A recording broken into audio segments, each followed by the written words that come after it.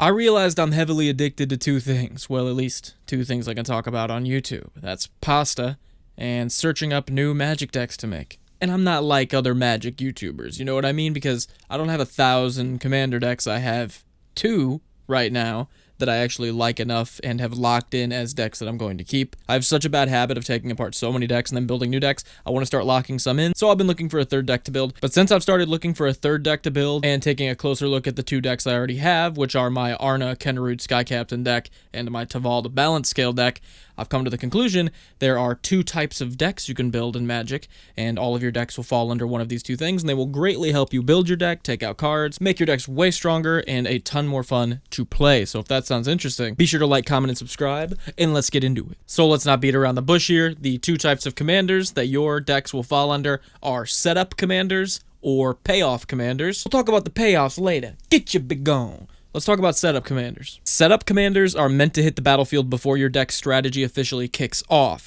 These commanders reward you for executing your deck's game plan by providing value engines from the moment they enter play. My Tavalda Balance Scale deck is a great example of one of these setup commanders. The game plan in that deck is to play Mana Rocks to help me rush out Taval as fast as possible, start the value engine immediately by attacking with her, milling me cards, returning a land, generating 2/2 zombies. Then we start playing the deck around her to maximize synergy with cards like Taval's Judgment, which rewards us with treasure tokens, card draw, or 2/2 zombies whenever a card leaves our graveyard. This creates a super powerful engine in the deck, as Taval Balance Scale will guarantee we get triggers from Taval's Judgment, and rinse and repeat. It's also a Reanimator deck where our commander enables powerful plays like Dance of the Dead to bring back massive threats like Colossal Dreadmaw, both of which, strong on their own, but if Taval's in play, become extremely strong, Taval providing mills so we can get back cards with Dance of the Dead, and again, Taval providing mills so we can hit cards like Colossal Gravereaver. Again, if your deck plans on dropping mana ramp early to rush out your commander ASAP, play your deck to maximize your commander's effect, including win cons late game that can synergize with your commander's strategy, it's pretty likely you're running a setup commander. And with that, let's move on to payoff commanders. Payoff commanders flip the script entirely. These decks focus on setting up key pieces before the commander hits the battlefield. When you finally do cast your commander, they threaten to end the game immediately or shortly after. Again, a great example of this is my Arna Kennerud Sky Captain deck. This absolutely busted commander gives modified creatures an attack trigger that doubles all their counters, creates token copies of attached auras and equipments, and attaches those copies to the attacking creatures. Yeah, it's as busted as it sounds. The payoff strategy works like this. Set up early game token engines like Bitter Blossom for a steady stream of 1/1 fairies, build your board state with cards like Machias the Lunarch for 1/1 counters on your whole board, deploy evasive threats like Silent Hall Creeper and Invisible Stalker, then drop Arna to immediately swing with all of those things, double any counters that are on all of them, any auras or equipments that we have on all of them, ends the game a lot of the time when she hits play. But whoa, there's a third type of commander that I kept secret from you. I've coined these as flex commanders, and these are commanders that can do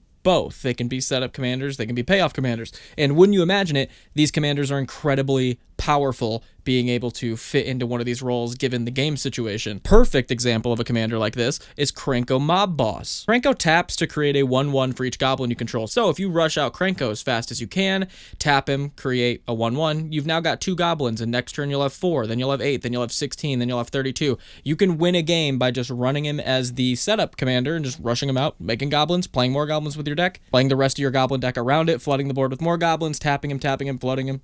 That works. You can also play him as a payoff commander, drop a ton of early game goblins, tons of goblin token creators, play some boots to protect Krenko, drop Krenko, tap him, flood the board with like 30, 40, 50 goblins, and you can easily win the game that way. So if your commander can be played immediately and still win the game by playing your deck around it afterwards and getting incremental value to bring home games, but if you have like a really aggressive hand, some games you can play that first, then drop your commander, and it does just as much, and it acts more like a haymaker hitting the battlefield and threatening to end the game.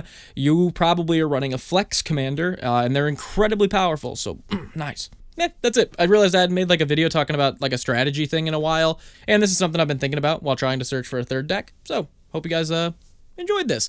Also, if you guys want to dip your toe into the content creation pool, or maybe you like don't want to make content creation but you want some people to see something that you've had an idea for, submit a 3 to 5 minute video to this email down below, and we're going to start a series showcasing the Nyx Lotus community and some of the cool stuff you make, so you can get 12K plus eyes on one of your ideas potentially. So if that interests you, do that. If you want to show the channel a little additional support, you can check us out on Patreon or YouTube members. It starts as low as $1, where you can submit cards for the obscure card list, and you can submit your deck list for Friday Night Deck Reviews. So if either of those sound interesting, do that. Like, comment, subscribe. Appreciate the hell out of you guys, by the way. You guys have been popping off with the videos. They're doing really, really well. So always appreciate that. And I'll see you guys next time.